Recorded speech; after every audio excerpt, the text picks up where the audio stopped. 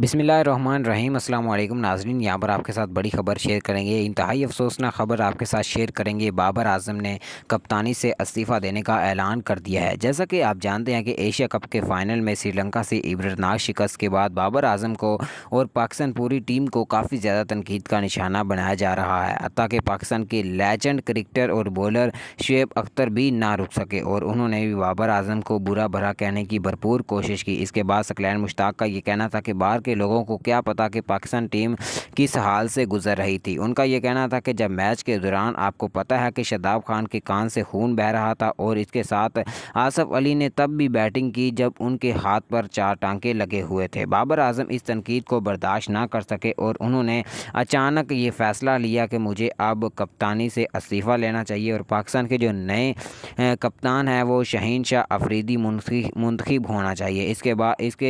इस बयान के बाद और गुस्से के बयान के बाद रमीज़ राजा का ये कहना था बाबर आज़म को कि बाबर आज़म, ये तनकीद वगैरह सब होती रहती है, आप परेशान ना हों, ये सब गेम का हिस्सा है। आप इंग्लैंड के ख़िलाफ़ अच्छी परफॉर्मेंस दिखाएं, इंशाल्लाह ताला आप दोबारा से पहले वाले फॉर्म में आएंगे। और मोहम्मद रिजवान को भी काफ़ी ज़्यादा तनकीद का निशाना इस वक्त सोशल मीडिया पर बनाया जा रहा है।